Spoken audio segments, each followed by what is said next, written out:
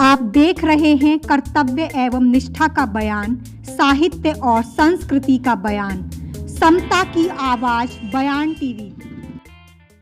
हमारी एक आवाज पर इस समाज को जगाने के लिए, अपनी बात को, बाबा साहब की बात को जन जन तक पहुंचाने के लिए यहाँ पर आकर हमें गौरवान्वित किया है।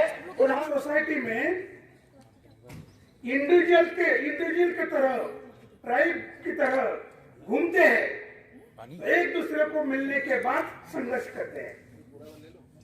सिविल सोसाइटी में जो डेमोक्रेटिक नेशन और डेमोक्रेटिक सोसाइटी से दुनिया चल रही है, वहां मानवीय सहजीवन, कई संगठन, कई पार्टियां संसद में, ग्राम पंचायत में और सभी जगह अलग अलग विरोधी गुट एक साथ बैठकर समाज को संचालित करते हैं। उसी तरह आज अंबेडकरी आंदोलन की जरूरत है कि अंबेडकरी आंदोलन के हर जिले में जितने भी संगठन हैं, वो संगठन साल में कम से कम 2 या 3 बार इसी तरह एक साथ आकर सम्मेलन करें, एक दूसरे से विचारों का आदान प्रदान करें और आंदोलन की दिशा तय करें। ये आज ज्यादा जरूरत इसलिए है कि अंबेडकरी आंदोलन अगर छोड़ दिया तो संविधान में निहित मूल्य और दुनिया जिस लोकतांत्रिक राष्ट्र के राह पर चल रही है, उस राह पर चलने वाला आंदोलन अन्य कोई नहीं है। एक अंबेडकरी आंदोलन का आम कार्यकर्ता जब भाषण करता है तो समता, स्वतंत्र, बंधुता और न्याय के बगैर उसका भाषण समाप्त नहीं होता। लेकिन इस देश में अंबेडकरी स्कूल छोड़ने के बाद अन्य कई स्कूल राजनीतिक तौर पर पूरे देश में कार्य कर रहे हैं, लेकिन उनके नेताओं के भाषण में आप समता, स्वतंत्र, बंधुता और न्याय का लक्ष्य कभी नहीं सुनेंगे। इसके लोकतंत्र को स्थापित करने में विभिन्न सरकारों ने जितनी उपेक्षाएं की हैं, वो सबके सामने, देश के नागरिकों के सामने है। सामाजिक लोकतंत्र इस देश के अंदर 70 सालों में स्थापित नहीं हो पाया। आर्थिक लोकतंत्र स्थापित नहीं हो पाया। 1/3 आबादी देश की जो है बिलो पॉवर्टी लाइन है। शैक्षिक लोकतंत्र स्थापित नहीं हो पाया। इस देश के अंदर आधी आबादी निरक्षर है और देश के अंदर राजनीतिक लोकतंत्र भी स्थापित हो तो गया।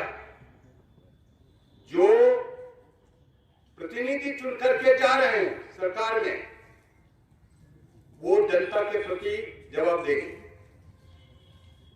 और खासकर रिजर्वेशन के माध्यम से जो बाबा साहब डॉक्टर अंबेडकर ने रिजर्वेशन दिया, political reservation, they are not paying any responsibility for their society.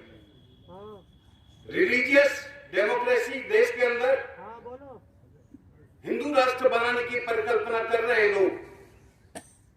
भाई आप क्यों नहीं कहते लोकतंत्र राष्ट्र हो? ये होना चाहिए। पहले जमाने में क्या था? पहले जमाने में था ब्राह्मण को जिम्मेदारी लगा दी, भाई आप शिक्षा देंगे वर्ण व्यवस्था के अनुसार ही, और ठाकुर को लगा दी तुम देश की रक्षा करोगे, वैश्य को लगा दी तुम कारोबार करोगे भाई, और शूद्र को कह दिया तुम 3 वर्णों की सेवा करोगे। तो भारत अशिक्षित क्यों रहा? आधी आबादी क्यों अशिक्षित रही? क्या जिम्मेदारी निभाई ब्राह्मण ने और देश गुलाम बना? ठाकुर के पास जिम्मेदारी थी देश की रक्षा करने की, तो 1000 साल तक इस देश गुलाम रहा।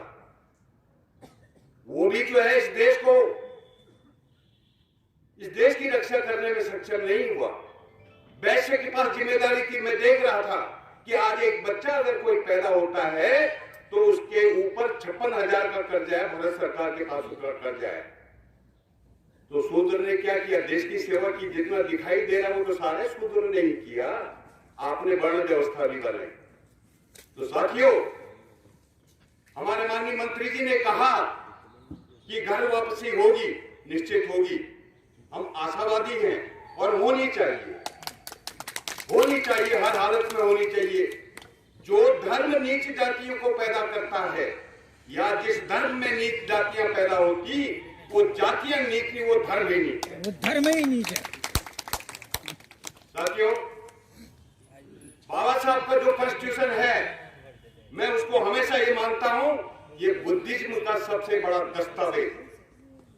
तो हमको कॉन्स्टिट्यूशन की जो है रक्षा करने की जिम्मेदारी भारत के नागरिकों के ऊपर है, सिर्फ schedule caste, schedule tribe, OBC minority के ऊपर नहीं है। आपको भारत के संविधान ने वोट देने का अधिकार दिया है। अगर संविधान के अनुरूप काम नहीं करती सरकारें, तो आप अपने वोट की कीमत से उस सरकार को बदल सकते हैं।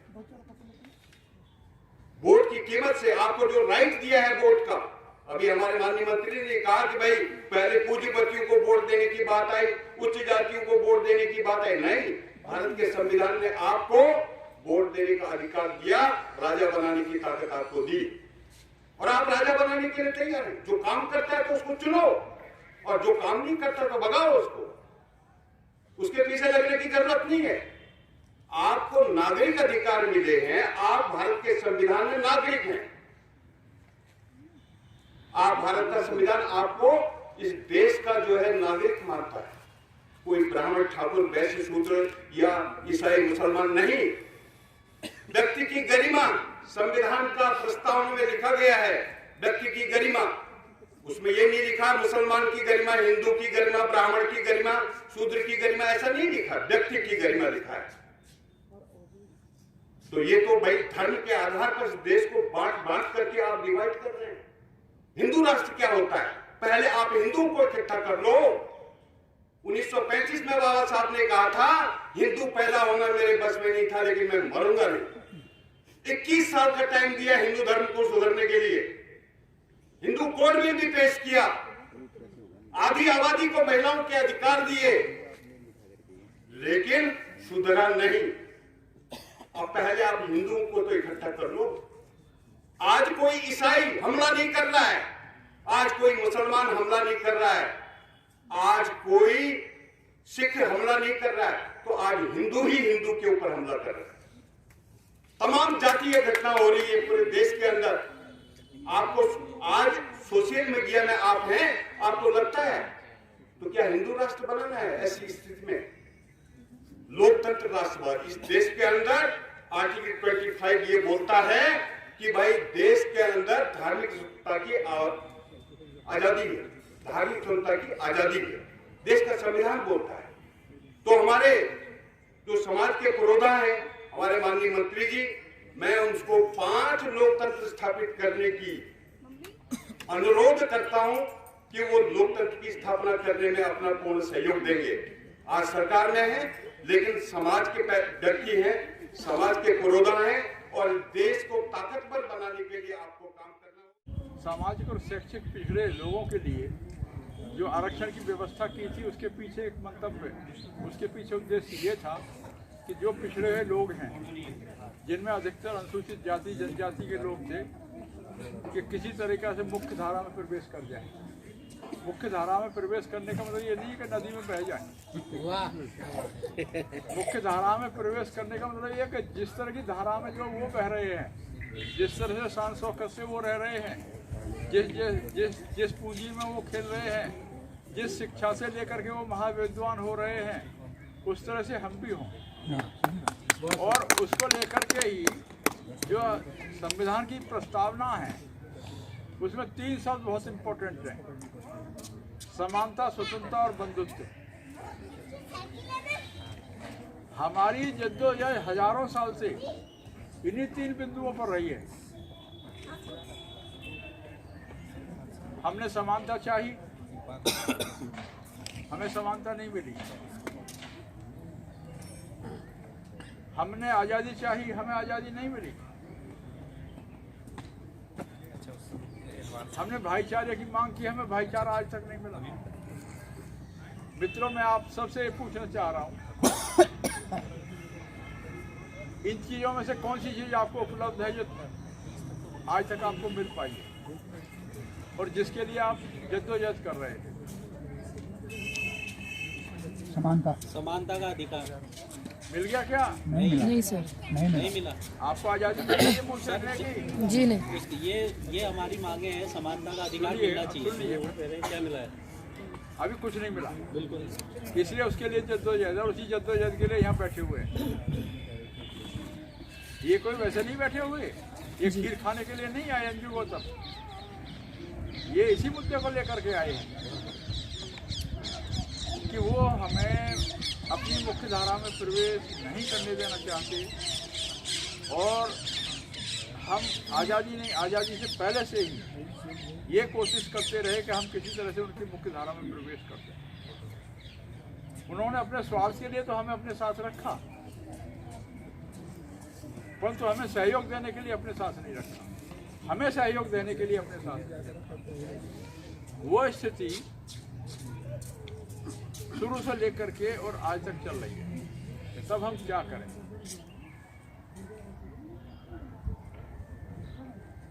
जब भारतवर्ष आज़ाद हुआ था, बाबा साहब डॉक्टर अम्बेडकर और गांधी जी के बीच में पूना पैक्ट हुआ। पूना पैक्ट में कुछ शर्तें निर्धारित की गई, उसके तहत आरक्षण हुआ। तो जब कुछ दिन कांग्रेस का रिजीम रहा तो आप लोग दया के पात्र रहे, क्योंकि जब मैं भी बहुत छोटा था तो मुझे पता है कि गांव में जो है प्राइमरी से जो है टीचर आते थे तो सब हरिजन बोलते थे, है नहीं, कि भाई गांधी जी ने जो है हरिजन विद्या के लिए कहा है तो हमें जो बच्चों को जो है स्कूल में पढ़ाना। खैर उस टाइम पर जो चेतना ऐसी चलने लगी थी कि लोग जो है पढ़ने लगे थे। और आपको बताऊँ कि 1935 में हमारे लोग PCS हो गए थे, एक दो। प्रताप सिंह थे जो बाद में IAS हुए, डिस्ट्रिक्ट बुलेन सर की बात कर रहा हूँ। और आपको एक बात बताऊँ कि आपके प्लेन से संबंध रहे हुए हैं नहीं रहे, हमारे मतलब जो हम जो है हरिप्रसाद टमटा जी से बहुत प्रेरणा लेते रहे और मैं उनको सेकंड अम्बेडकर मानता कि उनके आर्टिकल से पढ़े, बहुत सी चीज़ें मैंने देखा। तो मैं जो मेरे हिल एरिया के भाई हैं उनसे मैं ये निवेदन जरूर करूँगा कि हमें जो टावरिंग पर्सनैलिटी है हमारे, जो उत्तम शिखर हैं जिन्होंने कुछ किया है, उनसे हमें प्रेरणा लेनी चाहिए। अभी राव साहब मोहन जी का मैंने जो है जो डेमोक्रेटिक फॉर्म में जो पंचशील वाला फॉर्मूला था वो देखा, है नहीं। वास्तव में ही बाबा साहब ने जो ये निकाला मोरलिटी वाला और ये सब चीज़ें जितनी भी निकाली हैं वो हैं तथागत बुद्ध के उन्हीं 5 शीलों से निसरत, है नहीं। बस उसमें अंतर इतना है कि वो सामाजिक क्षेत्र में और आपके व्यक्तिगत जीवन में लागू होती हैं और ये राजनीतिक जीवन में लागू होता है। तो थोड़ा विषयांतर हो जाएगा। मुख्य धारा के लिए जो आप बैठे हुए हैं, आप मुख्य धारा में जो है समाहित होने के लिए या समानता के लिए बैठे हुए हैं। पहले आपको दया के पात्र समझा जाता था जब आप बहुत छोटे छोटे थे। आपने विचार किया कि आज आप दया के पात्र नहीं हैं, आज आप ईर्ष्या के पात्र हैं, ये नहीं, आज आप दया के पात्र नहीं रहे। मैं लोगों से ये कहता हूँ कि आप दया के पात्र मत रहो, भले आप ईर्ष्या के पात्र रहो। बहुत बढ़िया। ईर्ष्या के पात्र जब आप रहोगे तो आपके पास केवल 2 चीजें आ जाएंगी। एक तो आपको ये पता चल जाएगा दूसरा हमसे ईर्ष्या कर रहा है, दूसरी बात यह कि आप जागरूक रहेंगे। और ईर्ष्या के पात्र आप तब बनेंगे जब दूसरे को ये दिखाई देगा कि भाई ये तो मेरे से या तो ऊपर चला जाएगा और नहीं कम से कम मेरे बराबर आ जाएगा। चाहे क्षेत्र शिक्षा का हो, चाहे क्षेत्र बिजनेस का हो, चाहे क्षेत्र नौकरी का हो, चाहे क्षेत्र किसी भी उसमें हो, मतलब हमें हर हालत में शिक्षा के क्षेत्र में, रोजगार के क्षेत्र में, व्यापार के क्षेत्र में, कृषि संपत्ति धन धान्य के क्षेत्र में समानता चाहिए ही चाहिए। जिस तरह से आत्मसम्मान से आप रहना चाहते हो, ऐसा ही सम्मानजनक जीवन हम जीना चाहते हैं और इसलिए हमें बहुत ज़रूरत है। हम ऐसे जलाल वाले धर्म में कदापि नहीं रहना चाहेंगे जहाँ पर हमारा नाम सुन करके मुँह उखाड़ ली जाए, जहाँ हमें घोड़ी पर न चढ़ने दिया जाए, जहाँ हमें कॉलोनी पर मकान न मिले या हमें मकान न बनने दिया जाए। जब तक समाज का व्यक्ति शिक्षित नहीं होगा और संघर्षशील नहीं होगा, वो किसी भी क्षेत्र में तरक्की नहीं कर सकता। आप अपने को जो है कभी भी निरुत्साह मत करो। एक गुरजेफ था फिलोसफर, तो गुरजेफ की एक खासियत थी कि पहले दिन उसकी सभा में जो है बहुत लोग आते थे, तो बड़ी अकली बकली बात करता था जैसे मैं कर रहा हूँ।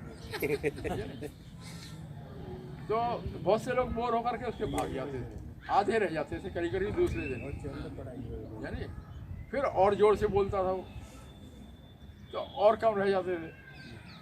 जब तीसरे दिन उसकी सभा होती थी तो उनको वो करीम मानता था।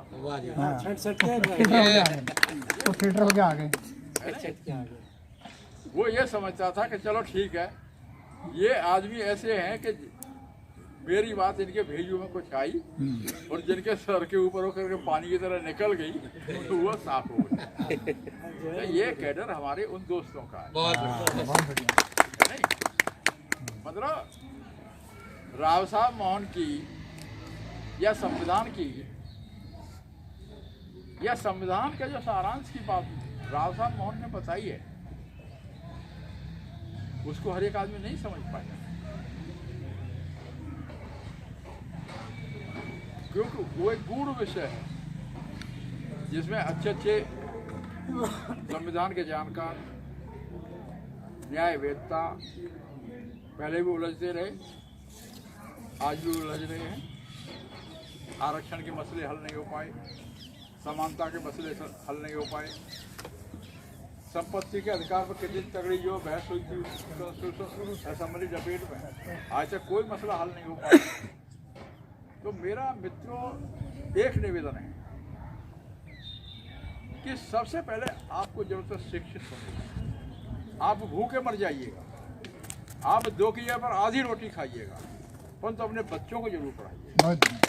जय संविधान बोलिए। जय भारत, जय संविधान, जय भारत, जय संविधान, जय भारत, जय संविधान। जब तक सूरज चांद रहेगा बाबा तेरा नाम रहेगा, जब तक सूरज चांद रहेगा बाबा का संविधान रहेगा, जब तक सूरज चांद रहेगा बाबा का संविधान रहेगा। जो संविधान के काम करेगा वही देश पे राज करेगा, जो संविधान के काम करेगा वही देश पे राज करेगा, जो संविधान के काम करेगा वही देश पे राज करेगा, जो संविधान के काम करेगा वही देश पे राज करेगा। धन्यवाद साथी।